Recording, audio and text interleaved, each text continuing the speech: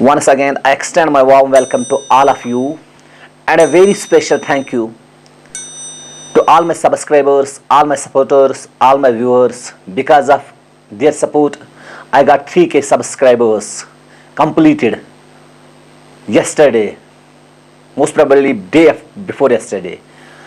I think it is all because of your support, because of your love, that I got this target in short period of time, because I achieved 3K subscribers only in 4 months.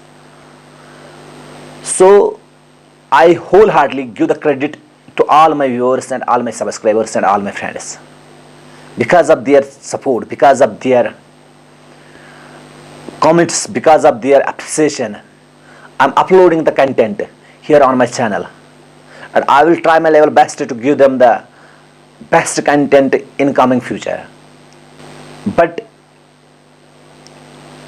it's my request to all my new viewers, all my friends who have not yet subscribed my channel, kindly do subscribe this channel and also follow the notification button, so that you will get the notification and you will come to know that I have uploaded something new. So without wasting much of your time, I think we shall move towards the topic of the day, that is the lesson number 4.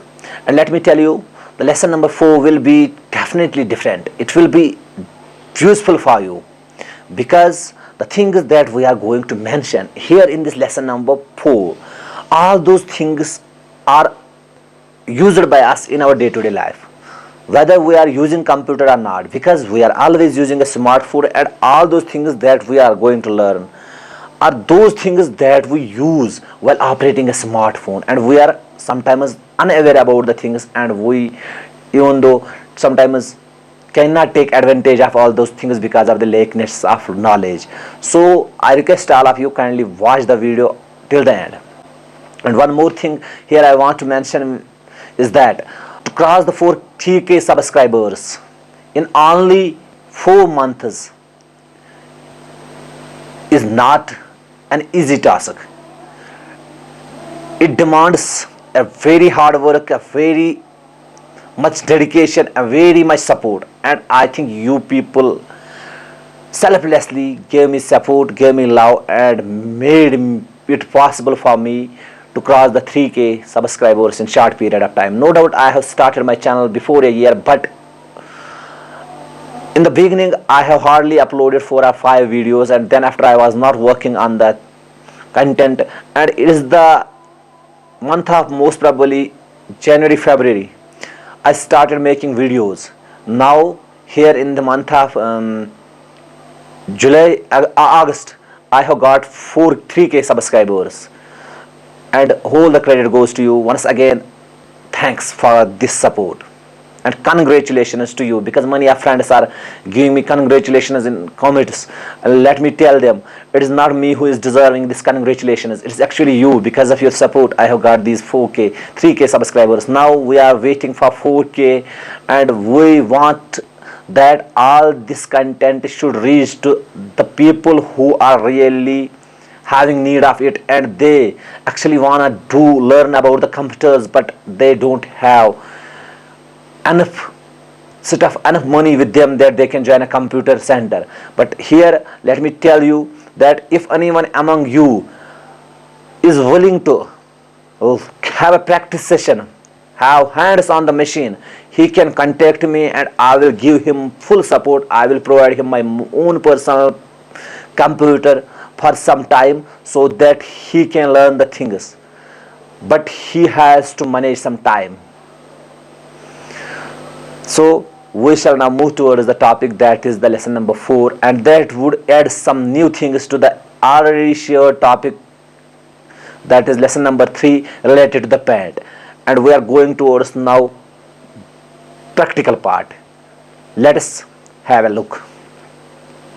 तो जैसा आप जानते हो कि हम paint पे काम कर रहे हैं, तो मैं अब पेंट अपना स्टार्ट करता हूं। लेकिन अगर आपने इससे पहले वीडियो नहीं देखा है तो यहाँ पे थोड़ा सा मैं रिकैप्चुलेट करने की कोशिश करूँगा।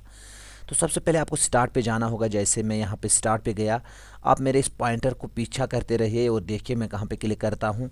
तो जैसे ही मैंने स्टार्ट पे क्लिक किया तो यहाँ पे जाकर सर्च में या ऑल प्रोग्रामर्स में जाकर मैं एसेसरीज़ पे जाऊँगा। यहाँ पे देखिए एसेसरीज़ में जब मैं जाऊंगा तो यहाँ पे क्लिक करने के बाद मेरे सामने यहाँ पे पैंट है, तो इस पैंट पे मैं क्लिक करता हूँ। तो इस तरह से मैंने पैंट खोला। तो आज जो नई चीज़ हम डिस्कस करने जा रहे हैं तो वो ये है कि सबसे पहले हम ये चीज़ डिस्कस करेंगे कि इस पैंट में जो पहला मीनू बार पे जो हमें मीनू मिलता है यानी फाइल, उसके जितने भी ऑप्शन हैं इनका क्या काम है। और दूसरा जो होम मीनू जो तो ऐसे आपके सामने है ही, तो इन सारे बटन्स पे फिर से एक बार हम बात करेंगे और फिर व्यू पे हम बात करेंगे। तो व्यू में जो ये बटन्स है उनका क्या काम है। तो इससे पहले लेकिन आप जैसे स्क्रीन पे देख रहे हो तो ये भी मैं आपके साथ शेयर करूँ। अभी आप देख रहे हो ये जो मेरा पेज यहाँ पे, ये पूरा पेज नहीं है, इसको मैं एक्सपेंड भी कर सकता हूँ। तो आप इसको एक्सपेंड करने के लिए यहाँ पे एक डॉट है, छोटा सा एक डॉट आता है यहाँ पे। तो इस डॉट पे जब मैं लेता हूँ तो इसको ये निशान चेंज होता है। आप देखिए तब तक ये प्लस की साइन में रहता है, यहाँ पे ये एरो दोनों साइड से एक लाइन की तरह बन जाता है। इस पर क्लिक करके इसको मैं एक्सपेंड कर सकता हूँ। तो जितना एक्सपेंड करूँगा और इस तरह से भी यहाँ पे जाकर लेके मैं इसको एक्सपेंड कर सकता हूँ। जितना एक्सपेंड करूँगा उतना ये पूरा बड़ा हो जाएगा। तो इस तरह से मैं पेज को बड़ा कर सकता हूँ। सबसे पहले अब हम बात करेंगे फाइल मेनू में जो सबसे पहले न्यू फाइल का। तो आपको पता ही अगर मुझे नई फाइल बनानी होगी तो न्यू करूँगा, लेकिन एक कमांड वहाँ से एक प्रॉम्प्ट करता है कि आप पुरानी फाइल को आप सेव करना चाहते हो, तो उस पे मैं नो करता हूँ। जैसे यहाँ पे जैसे मैं न्यू पे क्लिक करता हूँ तो यहाँ पे मुझे प्रॉम्प्ट करेगा पहले कि आप पुरानी फाइल को ही सेव करना चाहते हो, do you want to save changes to untitled, no. तो इसके बाद जब मैंने नई फाइल सिलेक्ट की तो नई फाइल यानी कि न्यू से तो नई फाइल चलती है। तो न्यू फाइल के लिए जो कमांड है वो कंट्रोल एन है। अगर आप कंट्रोल एन भी करोगे तो ये शॉर्ट कमांड है, इसको आप याद रखिएगा। और उसके बाद क्या है ओपन से अगर आपने कोई फाइल बनाई है उसको ओपन कर सकते हो। जैसे यहाँ पे ओपन पे अगर मैं क्लिक करूँगा और उसके साइड में जो मेरे यहाँ पे कुछ रिसेंटली जो मैंने फाइल्स बनाई है वो यहाँ पे ऑलरेडी आएंगी। जो भी जैसे हमारे फ़ोन में रिसेंट्स का लिस्ट आता है वैसे यहाँ पे भी रिसेंट्स का लिस्ट आता है। तो अगर मेरी फ़ाइल रिसेंट नहीं है, मैंने कुछ अर्से पहली फ़ाइल बनाई है, तो मैं ओपन पे जाकर उस फाइल को ओपन कर सकता हूँ। तो जैसे मैं ओपन पे क्लिक करूँगा तो यहाँ पे देखिए अब मेरे फोल्डर्स किस फोल्डर में होगी। यहाँ पे एक फ़ोल्डर सिलेक्ट है, लाइब्रेरीज़, पिक्चर्स, सैम्पल पिक्चर्स। उनमें से अगर मुझे ये ओपन करनी है तो ओपन कर सकता हूँ। ओपन मैंने किया इसको। तो इसके बाद जैसे ही ओपन का काम ख़त्म हुआ तो अब इसके बाद नेक्स्ट कमांड जो है सेव और सेव एज, ये दो कमांड्स तो हमारे फ़ोन में भी चलती है। जैसे हमने पहले भी बताया, कुछ चीज़ें इसमें आज हम डिस्कस करेंगे जो आपके फ़ोन पे भी काम आएंगी। Save and save as function क्या है, तो ये दोनों किस तरह से काम करते हैं, तो इस पे चलते हैं। अब देखिए अगर मैं सिंपली सेव पे क्लिक करूँगा, जैसे मैं यहाँ पे सेव पे क्लिक करता हूँ तो ये फाइल ऑलरेडी सेव्ड है तो ये सेव हो गई। लेकिन अगर ये फाइल सेव है, आप समझना इस बात को, अगर ये फाइल सेव है तो इसके लिए मैं समझता हूँ एक नई फाइल में यहाँ पे लेता हूँ, उसके लिए ये सेव और सेव का काम फंक्शन का आपको समझ आएगा। तो नई फाइल मैंने ली, एक नई फाइल मैंने यहाँ पे क्रिएट करी। नई फाइल क्रिएट करने के बाद मैं सेव इसे करूँगा। सेव जब करूँगा तो ये मुझे बोलेगा कहाँ पे सेव करना चाहता हूँ। ये भी सैम्पल पिक्चर्स में चली गई। यहाँ पे नाम आता है डिफ़ॉल्ट अनटाइटल्ड, मैं नाम लिखूँगा 1 2 3 4। तो इस नाम से इसको सेव करूँगा। जैसे मैंने ये सेव की, अब जाकर, हालांकि जब मैंने पहले इसको सेव किया था अभी भी यहाँ पे ओपन है तो मैंने इस पर कुछ लिखा नहीं था। अब जाकर मैं यहाँ पे इस पर कुछ लिखूँगा। जैसे मैं इस पर कुछ ड्रा करने की कोशिश करूँगा तो यहाँ पे मैं 1 2 ट्रायंगल्स बनाता हूँ। तो ये ट्रायंगल्स मैंने बनाए, 3 ट्रायंगल्स मैंने बनाए, इन पे कलर फिल करता हूँ। ये देखिए कलर फिल करने के लिए यहाँ पे जाना पड़ता है, जैसे हमने पहले भी डिस्कस किया। तो अब मैं चाहता हूँ वो पुरानी फाइल जो है, यानी कि ये उसी फाइल जिसको मैंने अभी सेव किया यही स्क्रीन पे है, इस पर मैं ये अब कर रहा हूँ। अब जो मैंने नया कुछ इसमें ऐड किया, क्या मैं इसको भी सेव करना चाहता हूँ? अगर मैं इसको सेव करना चाहता हूँ मैं सिंपली सेव पे क्लिक करूँगा। लेकिन अगर मैं चाहता हूँ, यहाँ पे ये समझना है, लेकिन अगर मैं चाहता हूँ ये फाइल भी रहे और वो दूसरी फाइल भी रहे, तब जाकर मुझे सेव एज पे क्लिक करना है। यानी जो एग्जिस्टिंग फाइल है, जो इससे पहले इस फाइल का जो कंडीशन था, अगर मैं वो भी रखना चाहता हूँ और ये नई फाइल एक सेव करना चाहता हूँ तो सेव एज पे क्लिक करूँगा। जैसे मैं सेव एज पे क्लिक करूँगा, अब इस बार इसका नाम क्या कर रखना चाहता हूँ 1 2 3, तो वहाँ 1 2 3 4 तो इसका है, तो 1 2 3 4 डी यानी कि डुप्लीकेट वाला उसका सेव, यानी कि दूसरी फाइल बन गई। अब देखिए ये जब मैं ओपन फाइल करूँगा, अब ओपन जब फाइल करूँगा दोनों फाइल्स आएंगी 1 2 3 4 एंड 1 2 3 4। अगर मैं 1 2 3 4 करूँगा तो पहली कंडीशन वाली फाइल आएगी जो पहली कंडीशन में थी। तो अगर मैं ओपन वाला दूसरा लूँ तो दूसरी वाली आएगी जो मैंने सेव एज पे रखी है। तो इस तरह से save and save as function जो है ये मोबाइल में भी काम करते हैं। आपको कभी कोई कंटेक्ट सेव करना है या कोई फ़ाइल आपके फ़ोन में ऑलरेडी है, गैलरी में है, अगर आप उस फाइल को कुछ एडिट करके सेव एज़ पे क्लिक करेंगे तो वो फाइल भी रहेगी, पुरानी भी और नई भी रहेगी। और उसके बाद जो कमांड है हमारी वो है, यहाँ पे क्लिक करने के बाद मेनू बार पे क्लिक करने के बाद प्रिंट आएगा। और एक चीज़ मैं आपको यहाँ पे मेंशन करना चाहता हूँ पहले, वो ये है, ये मेनू बार, यहाँ पे तो मीन फाइल नहीं लिखा आता है, लेकिन बहुत सारे सॉफ्टवेयर जब आप यूज़ करोगे तो वहाँ पे फाइल लिखा होगा यहाँ पे, फिर उसके बाद होम, फिर उसके बाद डिफरेंट मेनूज होते हैं, लेकिन फाइल मेनू लिखा होता है। जो रिसेंट आते हैं वहाँ पे ये साइन आता है, यही फाइल का ऑप्शन है, यानी इसको हम फाइल वाला मेनू बार बोलते हैं। तो फाइल वाले मेनू बार में और एक कमांड है प्रिंट की। तो प्रिंट से अगर आपका प्रिंटर कनेक्टेड है तो प्रिंटर की केबल आपके लैपटॉप या सिस्टम के साथ कनेक्टेड है और उसकी पावर सप्लाई भी आपने दी है उसको, और उसके ड्राइवर्स भी आपको इंस्टॉल्ड है। यानी कि उस प्रिंटर को जब आप अपनी डिवाइस के साथ कनेक्ट करोगे तो सबसे पहले उस प्रिंटर के ड्राइवर्स आपको इंस्टॉल करने हैं अपने कंप्यूटर में।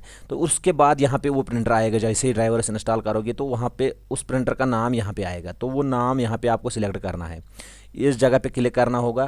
तो यहाँ पे एक ही प्रिंटर आता है मुझे यहाँ, क्योंकि मैंने कोई प्रिंटर इस पर अपलोड नहीं किया है, डिफ़ॉल्ट प्रिंटर आता है सेंटो 1 नोट 2007। तो वहाँ पे वो प्रिंटर का नाम भी आएगा, तो वहाँ पे वो प्रिंटर सिलेक्ट करना है। फिर उसके बाद नंबर ऑफ़ कापीज़ कितनी चाहिए आपको, तो उतनी कापीज़ 2 अगर चाहिए, 3 अगर चाहिए तो वो यहाँ पे सिलेक्ट कर सकते हैं, आप वहाँ दे सकते हैं। तो अगर आप यहाँ पे फिर सारे पेज को सिलेक्ट करना चाहते हैं, क्योंकि कोई डॉक्यूमेंट ऐसा होता है 2-3 पेज इसमें होते हैं आपने बनाए होते हैं, तो फिर जाकर प्रिंट पे क्लिक करोगे तो प्रिंट हो जाएगा। जैसे ही प्रिंट हो गया तो आपका हार्ड कॉपी आपके सामने आएगी प्रिंटर से।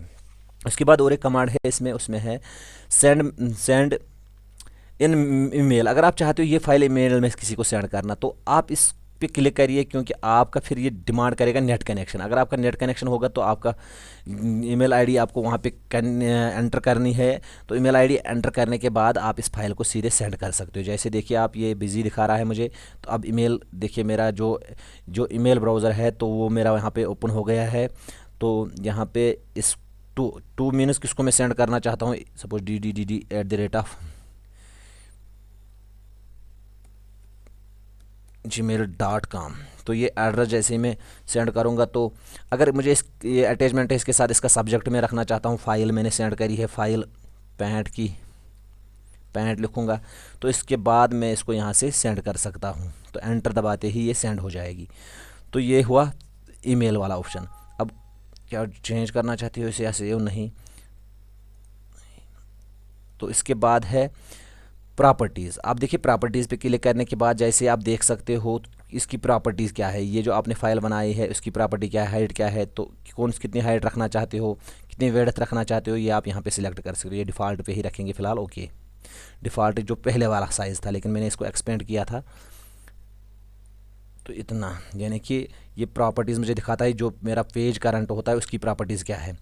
तो यहाँ पे एग्ज़िट, अगर मुझे बाहर निकलना होगा पैंट से, तो एग्ज़िट पे क्लिक करके मैं उसे सेव करूँ या नहीं, डू नॉट सेव।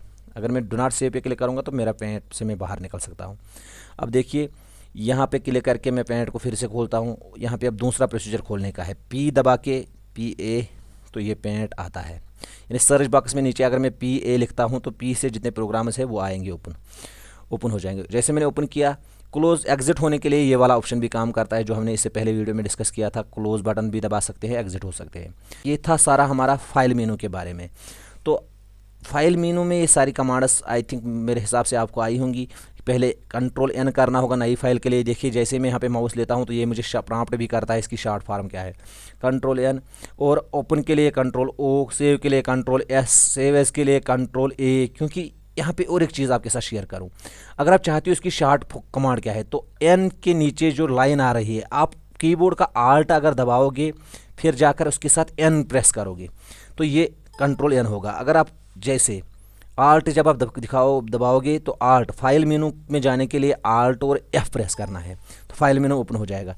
अब जाकर अगर मैंने O क्लिक किया तो ओपन हो जाएगा, लेकिन पहले इसके लिए मुझे Alt को दबाना होगा, ये समझने वाली बात है। यानी अगर मैं विदाउट माउस चाहता हूँ मेरा फाइल मेनू ओपन हो जाए तो मैं Alt की कीबोर्ड पे दबाऊँ, Alt की दबाते ही मेरे यहाँ पे ऑप्शंस आते हैं कहाँ पे मैं जाना चाहता हूँ। अगर फाइल मेनू में जाना चाहता हूँ F, अगर होम मेनू में जाना चाहता हूँ H दबाऊँ, अगर व्यू में जाना चाहता हूँ V दबाऊँ। जैसे मैं फाइल मेनू में जाना चाहता हूँ मैं F दबाता हूँ। जैसे मैंने F दबाया, अब यहाँ पे आता है न्यू के आगे आता है N नीचे लिखा, ओपन के आगे आता है O, S के आगे आता है S। तो इनमें से किसी एक पे मैं क्लिक कर सकता हूँ, उस जो मुझे वहाँ पे हाईलाइट होता है, तो उस तरह से वो फंक्शन एक्टिवेट हो जाएगी। ये एक नई कमांड थी, मैं आप लोगों से गुजारिश करता हूँ आप इस पे प्रैक्टिस करिए, फिर जाकर हम आगे मूव होते हैं और कमांड्स पे, क्योंकि ये फाइल मेनू का जो ऑप्शन है ये सारे प्रोग्राम्स में कॉमन रहेगा, चाहे आप एक्सेल पे जाओगे, चाहे आप वर्ड में जाओगे, चाहे पावर पॉइंट में जाओगे, या किसी और सॉफ्टवेयर में जाओगे, ये फाइल मेनू में आपको यही ऑप्शंस मिलेंगे। ऑलमोस्ट किसी और जगह पे कुछ और एक दो ऑप्शंस ऐड होते हैं, लेकिन कॉमन ऑप्शंस यही है। और बिगनर्स के लिए ये सबसे इंपॉर्टेंट होता है, जब आप नया नया कंप्यूटर सीखते हो तो ये चीज़ें सबसे पहले हमें सीखनी है। तो मिलते हैं आप लोगों से अगले वीडियो में एक और टॉपिक लेकर।